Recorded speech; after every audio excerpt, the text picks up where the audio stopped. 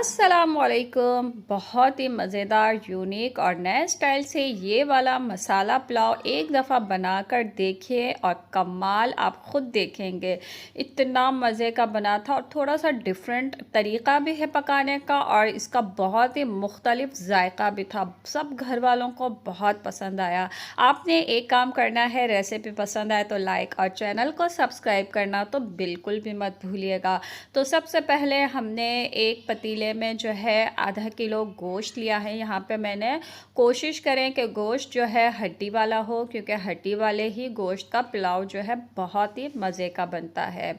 अब इसमें 1 चाय का चम्मच नमक और 1 खाने का चम्मच ये अदरक लहसुन का पेस्ट डाल देंगे।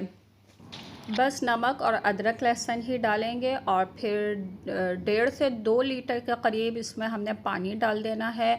अच्छी तरीक़े से मिक्स कर लीजिए। आंच को यहाँ पर मैं तेज़ कर दूँगी और तेज़ आंच पर इसमें एक उबाल आने देंगे। अब आंच को कम कर देंगे और हल्की आंच पे 1 घंटा मैंने इसको पकाया है।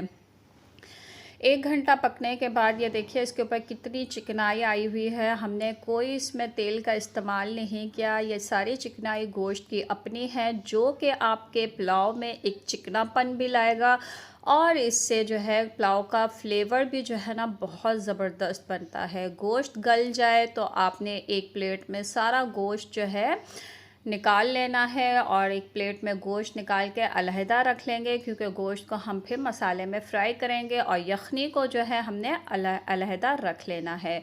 गोश्त निकाल के अलग रख लेंगे और उसके बाद जिस पतीले में चावल आपको बनाने हो उस पतीले में आधा कप तेल को गरम कर लेंगे। अब इसमें एक बड़े साइज़ की प्याज स्लाइस में कटी हुई डाल देंगे और प्याज को जो है फ्राई कर लेंगे। अच्छा, प्याज को जो है एक तेज़ पत्ता भी डाल दिया है यहाँ पे मैंने।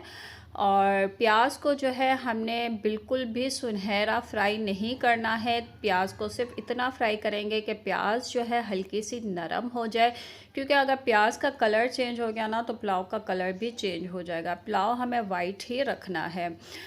1 खाने का चम्मच अदरक लहसुन का पेस्ट डाल देंगे इसमें और 8 से 10 हरी मिर्चें ली हैं, जिनको मैंने थोड़ा सा पानी डाल के ग्राइंडर में इसका पेस्ट बना लिया है। हरी मिर्चें और अदरक लहसुन को अब हमने जो है फ्राई कर लेना है प्याज के साथ अच्छी तरीक़े से, ताकि इनका जो कच्चापन है वो थोड़ा ख़त्म हो जाए। 6-7 साबुत वाली लाल मिर्चें डाल देंगे और साथ ही उबला हुआ गोश्त अब हम इसमें डाल देंगे। अब अदरक लहसुन और हरी मिर्चों के साथ यहाँ पे गोश्त को मिक्स कर लेना है अच्छी तरीक़े से और कुछ मिनट के लिए गोश्त को यहाँ पर हमने फ्राई कर लेना है, ताकि अदरक लहसुन के साथ गोश्त की अच्छी सी भुनाई हो जाए। तब तक ये भुनाई हो रही है, हमने पुलाव का एक खुशबूदार मसाला निकाल लेना है एक प्लेट में, जिसके बग़ैर पुलाव जो है वो नामुकम्मल है। ये मसाला आपने लाजमी डालना है, इससे खुशबू भी आएगी और फ्लेवर भी ज़बरदस्त होगा। छोटी वाली 3 हरी मिर्चें, 6-7 यहाँ पर मैंने लौंग ली है, 1 टुकड़ा दालचीनी का लिया है, ये है एक बड़ी वाली इलायची, छोटा सा टुकड़ा ये है जावित्री का और छोटा ही टुकड़ा आपने लेना है जायफल का। ये कम लीजिएगा जायफल और जावित्री, वरना फ्लेवर जो है फिर वो ख़राब हो जाता है, बहुत ही स्ट्रॉन्ग है। आधा चाय का चम्मच इसमें लिया है काली मिर्चें और 1 फूल है बादियान का, 1 चाय का चम्मच साबुत धनिया और 1 चाय का चम्मच सफ़ेद ज़ीरा। इन सब का हमने जो है ग्राइंडर में एक पाउडर बना लेना है और पाउडर आपको मैं यहाँ पे दिखाती चलूँ, बिल्कुल फ़ाइन सा पाउडर नहीं बनाना है, इसमें थोड़े से चंक्स होने चाहिए, मोटा मोटा आपने कूटना है। और फिर ये वाला मसाला, स्पेशल पुलाव मसाला आपने गोश्त के अंदर डाल देना है और साथ ही चावलों के हिसाब से यहाँ पे मैं नमक डालूँगी 2 चाय के चम्मच। आधा किलो गोश्त है, आधा किलो चावल है, 1 चाय का चम्मच हमने गोश्त को उबालते वक्त भी डाला था, तो नमक आप अपने टेस्ट के हिसाब से देख लीजिएगा। 4-5 यहाँ पे मैंने आलू बुखारे डाल दिए हैं और साथ ही यहाँ पर आधा कप फेंटा हुआ दही डाल देंगे। आंच को कम कर दीजिए वरना दही फट जाएगा। अच्छी तरीके से तमाम चीज़ों को हमने मिक्स करते हुए फ्राई करना है और फ्राई करने के बाद अब एक टमाटर जिसको स्लाइस में काट के डालना है आपने, और टमाटरों को मिक्स कर लेना है इन तमाम चीज़ों के साथ। टमाटरों को ज़्यादा नहीं पकाना है कि वो गल जाए और ग्रेवी बन जाए। अब ये है यखनी जो हमने अभी गोश्त के साथ अलहदा करके रखी थी, सारी यखनी डाल देंगे। अच्छा, यखनी जो है मुझे चावलों के हिसाब से थोड़ी कम लग रही थी, तो यहाँ पे मैंने थोड़ा सा पानी डाल दिया ताकि चावलों के हिसाब से पानी की क्वांटिटी सही रहे।